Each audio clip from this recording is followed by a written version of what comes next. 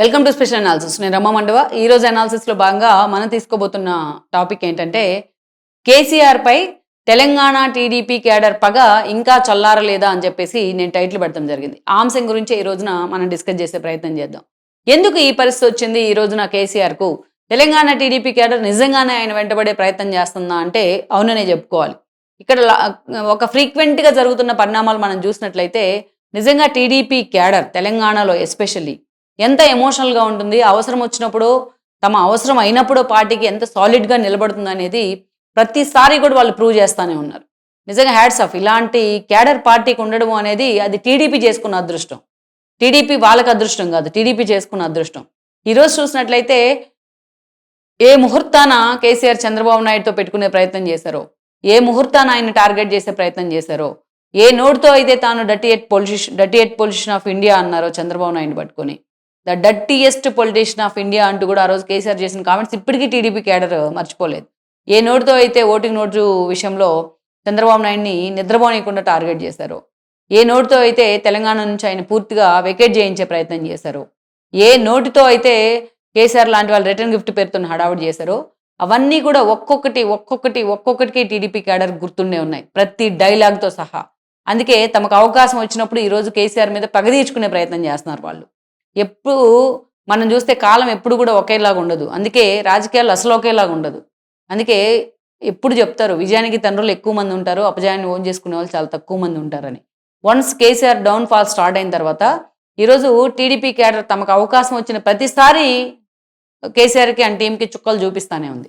ఇక్కడ మనం చూస్తే ఫస్ట్ ఒక సీక్వెల్ ఆఫ్ ఆర్డర్లో మనం చూస్తే సరే తెలంగాణ సమాజం నుంచి చంద్రబాబు నాయుడిని ఎలా వెలేసే ప్రయత్నం జరిగింది. ఆయన ఆ రోజు రెండు ప్రాంతాలు తనకు సమానం, రెండు ప్రాంతాలకి న్యాయం కావాలి అంటే రెండు కళ్ళ సిద్ధాంతం అన్నట్టుగా కేసీఆర్ ప్రచారం చేశారు.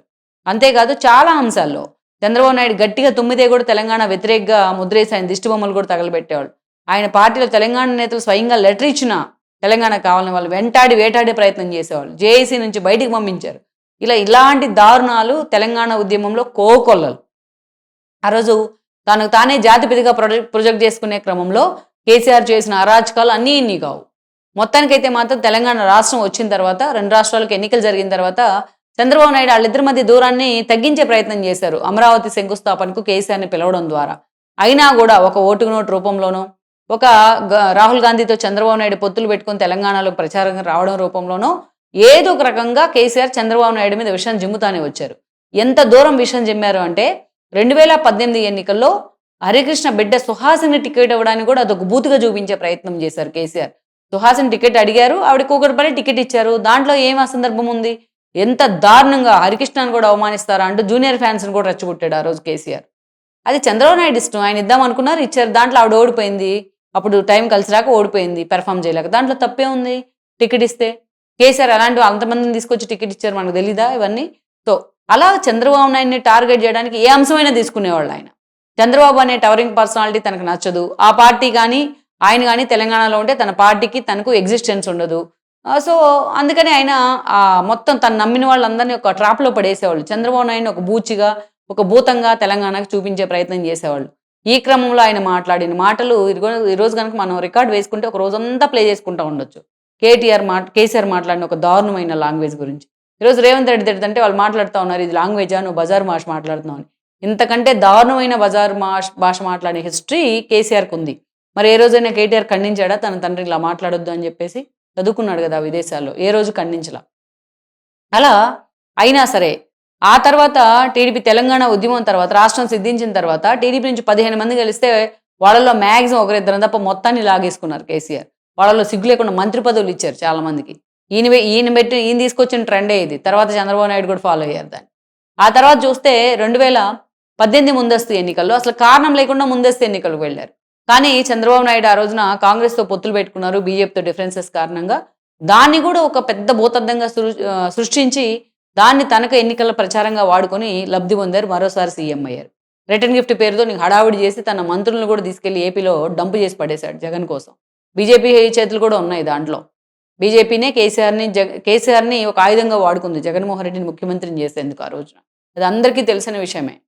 సో ఇదంతా ఈ న్యూసెన్స్ జరుగుతూ ఉన్న ప్రతిసారి తెలంగాణ టీడీపీ క్యాడర్ నిశ్శబ్దంగా చూస్తున్నది. ఆఖరికి టీడీఎల్పీని కూడా విలీనం చేసుకున్నారు ఆయన. ఇంతకన్నా దారుణం ఏదీ ఉండదు. ఇంకా జగన్మోహన్ రెడ్డి బెటర్ అనుకోవాలి ఈ విషయంలో. అయితే ఇదంతా కేవలం ఒక స్టేట్మెంట్ ఇచ్చే వదిలేశారు ఆయన, కానీ ఎవరు వెళ్ళలేదు జగన్మోహన్ రెడ్డికి వెళ్ళి, అది వేరే విషయం. అయితే ఇది జరిగిన తర్వాత చంద్రబాబు నాయుడు అరెస్ట్ అయితే టీడీపీ క్యాడర్ రోడ్డెక్కే ప్రయత్నం చేసింది. తెలంగాణలో ఫస్ట్ తెలంగాణ ఎంప్లాయీస్, ఐటీ ఎంప్లాయీస్తో పాటు చాలామంది టీడీపీ క్యాడర్ ఫస్ట్ ఎవరైతే రోడ్డు మీదకి వచ్చి అంత విగరసగా అంటే తెలంగాణ టీడీపీ క్యాడరే. సో ఆ తర్వాత వాళ్ళ టువర్డ్స్ ఆ జెండాలన్నీ కూడా కాంగ్రెస్ వైపు ర్యాలీ అయ్యాయి. కేటీఆర్ కానీ, హరీష్ రావు కానీ, కేసీఆర్ కానీ చంద్రబాబు నాయుడు అరెస్టుని ఖండించకపోవడం, పైగా హ్యూమిలేట్ చేయడం, అదొక మిలీనియం జోక్ లాగా కేటీఆర్ లాంటి వాళ్ళు మాట్లాడడం టీడీపీ క్యాడర్లో కసిపించింది. ఎక్కడికక్కడ ఓన్గా ఇండివిజువల్గా కూడా మీటింగ్స్ పెట్టుకున్నారు వాళ్ళు ఆ రోజు ఎలక్షన్ ముందు. ఈరోజు ఏదైతే రేవంత్ రెడ్డి వైపు ర్యాలీ అవ్వడం కంటే ఆ రోజు కేసీఆర్ అండ్ టీంని పూర్తి స్థాయిలో పాతాళానికి తొక్కేయడంలో మాత్రం TDP cadre key role play చేసింది. ఆ తర్వాత మనం చూస్తే ఎంపీ ఎలక్షన్స్లో ఇంకా నేను చెప్పిన వాళ్ళే గెలుస్తారు అన్నట్టుగా కేసీఆర్ లాంటి వాళ్ళు బిల్డప్ ఇచ్చినా ఎంపీ ఎలక్షన్స్లో జీరోకి పడేలాగా చేసింది టీడీపీ క్యాడర్. ఇప్పటికీ వాళ్ళ పగ చల్లారట్లా. అయినప్పటికీ లాస్య మరణం తర్వాత కంటోన్మెంట్కి ఉప ఎన్నిక వస్తే కంటోన్మెంట్ ఉప ఎన్నికల్లో కూడా అక్కడ చాలామంది టీడీపీ క్యాడర్ ఉన్నారు. సాయన్న ఒకప్పుడు టీడీపీ వ్యక్తే.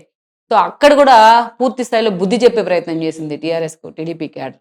ఆ తర్వాత జూబ్లీ హిల్స్ ఉప ఎన్నికల్లో క్యాడర్ మొత్తం మావైపోయిన కేటీఆర్ గగ్గోలు పెట్టినా రేవంత్ రెడ్డి అడిగారు, టీడీపీని పూర్తి స్థాయిలో తెలంగాణలో భూస్థాపితం చేయాలని ట్రై చేసుకున్నందుకు నీకు ఏదైతే ఓటేయాలా, టీడీపీ జెండా గద్దెలు పగలగొట్టినందుకు నీకు ఓటేయాలా, టీడీపీ క్యాడర్ అనేక రకాల వాళ్ళని హ్యూమిలేట్ చేసి చంద్రబాబు నాయుడు అరెస్టుని హేళన చేసినందుకు కూడా నీకు ఓటేయాలని అడిగితే టీడీపీ క్యాడర్ వరుసపెట్టి కాంగ్రెస్ గుద్దిపడేసింది.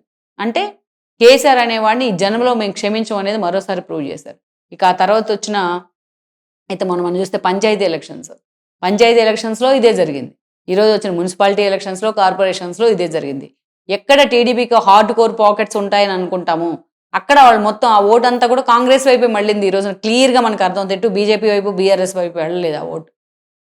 సో ఇంకా పూర్తి స్థాయి అంచనా వస్తే ఇంకా ఎక్కడెక్కడ టీడీపీకి మంచి స్కోర్ ఉంది, మంచి బ్యాక్గ్రౌండ్ ఉంది అనుకున్న చోట కూడా ఆ పాకెట్స్ ఎటువైపు మళ్ళలేదు అనేది కూడా మనకు పూర్తిగా అర్థమవుతుంది. సో అంటే కేసీఆర్ మీద కానీ, కేటీఆర్ మీద కానీ, ఆ పార్టీ మీద కానీ టీడీపీ క్యాడర్కి ఇంకా పగజల్లారలేదు తెలంగాణ టీడీపీ క్యాడర్కి అనేది మనకు అర్థమవుతా ఉంది. సో ఇవన్నీ కేసీఆర్ స్వయంకృత ప్రాధాన్యం అని కూడా మనం చెప్పుకోవచ్చు.